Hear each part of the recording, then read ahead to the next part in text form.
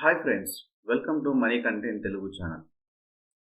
ఈరోజు మన టాపిక్ వచ్చేసి మార్కెట్ ఓపెన్ అవ్వడానికంటే ముందు ఒక ట్రేడర్ లేదా ఇన్వెస్టర్ తెలుసుకోవాల్సిన విషయాల గురించి మనం మాట్లాడుకుందాం. మొదటగా మనం చేయవలసింది మార్కెట్ అనాలిసిస్.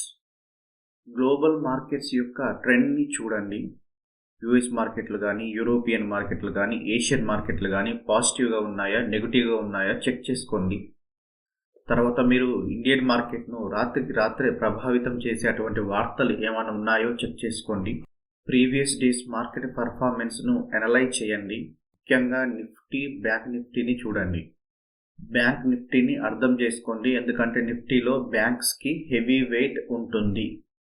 నిఫ్టీలో సెక్టర్ వైజ్గా వెయిటేజ్ చూసుకున్నట్లయితే ఫైనాన్షియల్ సర్వీసెస్కి 35.26% వెయిటేజ్ ఉంటుంది. అన్నింటికంటే ఎక్కువ వెయిటేజ్ ఫైనాన్షియల్ సర్వీసెస్కే ఉంటుంది.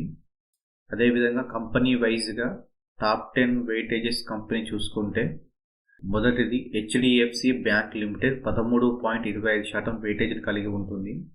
ఐసిఐసిఐ బ్యాంక్ లిమిటెడ్ 7.42% వెయిటేజ్ని కలిగి ఉంటుంది. యాక్సిస్ బ్యాంక్ లిమిటెడ్ని చూసుకుంటే 3.38% వెయిటేజ్ని కలిగి ఉంది. కోటక్ మహీంద్రా బ్యాంక్ లిమిటెడ్ చూసుకుంటే 2.92% వెయిటేజ్ను కలిగి ఉంది.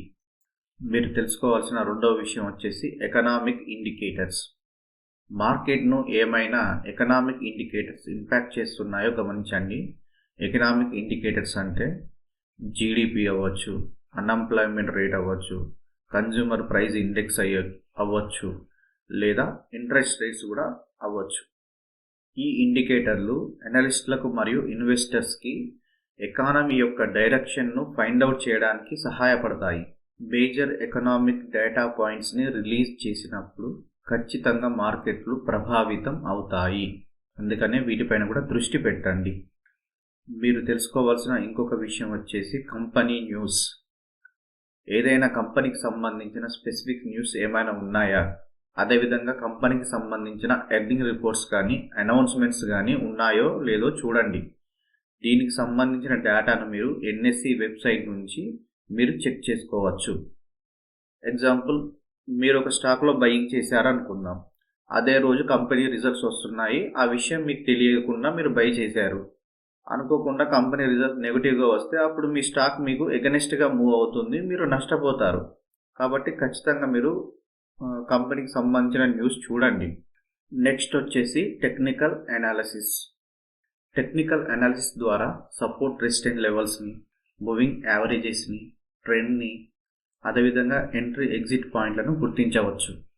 మార్కెట్ ఓపెనింగ్ కంటే ముందుగానే మీరు నిఫ్టీ, బ్యాంక్ నిఫ్టీ, స్టాక్స్ మీరు ఎందులో ట్రేడ్ చేయాలనుకుంటే అందులో టెక్నికల్ అనాలిసిస్ చేయండి. Moving averages, support and resistance లెవెల్స్ని మీ చార్ట్లో డ్రా చేయండి, ఎందుకంటే మీకు ఒక క్లియర్ పిక్చర్ కనబడుతుంది. అదేవిధంగా మీరు ఆప్షన్ చైన్ డేటాను చూడండి.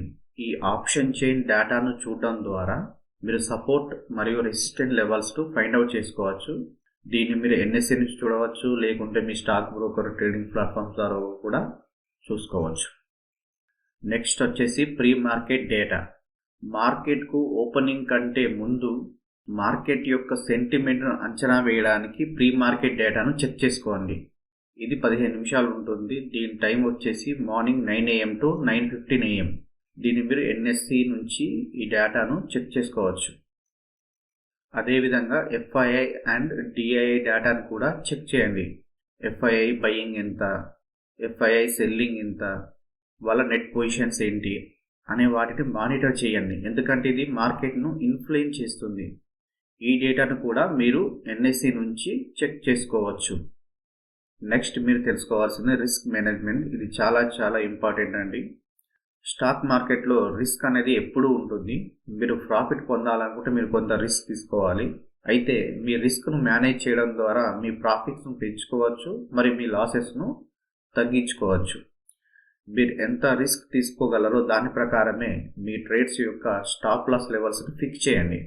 మార్కెట్ కనుక మీకు ఎగనెస్ట్గా వెళ్తే మీరు లాసెస్ కాకుండా ఇది మీకు హెల్ప్ అవుతుంది. మీ క్యాపిటల్ అమౌంట్ని ప్రొటెక్ట్ చేసుకోండి. దీని ద్వారా మీ నష్టాలను లిమిట్ చేయడం ద్వారా మీరు మీ ఇన్వెస్ట్మెంట్ క్యాపిటల్ను ప్రొటెక్ట్ చేసుకోవచ్చు.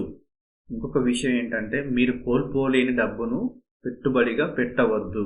మీరు కోల్పోయే డబ్బును మాత్రమే పెట్టుబడి పెట్టండి మరియు పెట్టుబడి పెట్టడానికి డబ్బును అప్పు చేయవద్దు.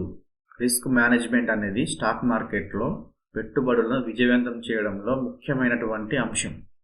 నెక్స్ట్ వచ్చేసి స్ట్రాటజీ రివ్యూ. మార్కెట్లో సక్సెస్ అవ్వడానికి మీ ట్రేడింగ్ స్ట్రాటజీని రివ్యూ చేయడం మరియు దానికి కట్టుబడి ఉండడం చాలా ముఖ్యం. ఇక్కడ కన్సిస్టెన్సీ అండ్ డిసిప్లిన్ అనేవి చాలా ముఖ్యమైనటువంటి విషయాలు. మీరు రీసెంట్గా తీసుకున్న ట్రేడ్స్ని అనలైజ్ చేయండి. మీ స్ట్రాటజీ ఆధారంగా సక్సెస్ మరియు ఫెయిల్యూర్స్ పైన ఒక అంచనా వేయండి. మీ ఎంట్రీ మరియు ఎగ్జిట్ సిగ్నల్స్కు మీరు కట్టుబడి ఉన్నారా, మీ రిస్క్ మేనేజ్మెంట్ను కరెక్ట్గా ఫాలో అవుతున్నారా లేదా అనేది రివ్యూ చేసుకోండి. మీరు డే ట్రేడర్ లేదా స్వింగ్ ట్రేడర్ లేదా లాంగ్ టర్మ్ ఇన్వెస్టర్ అయినా ఒక స్ట్రాటజీని కలిగి ఉండడం అనేది చాలా చాలా ఇంపార్టెంట్ అండి. నెక్స్ట్ వచ్చేసి లిక్విడిటీని చెక్ చేసుకోండి. లిక్విడిటీ ఉన్న స్టాక్లో మాత్రమే ట్రేడ్ చేయండి. ప్రత్యేకించి మీరు స్మాల్ క్యాప్ స్టాక్స్లలో ట్రేడింగ్ చేస్తూ ఉంటే జాగ్రత్తగా ఉండండి. లిక్విడిటీని ఖచ్చితంగా చెక్ చేసుకున్న తర్వాతనే ట్రేడ్ చేయండి. లిక్విడిటీ ఉన్న స్టాక్స్లలో మాత్రమే మీరు ట్రేడ్ చేయండి.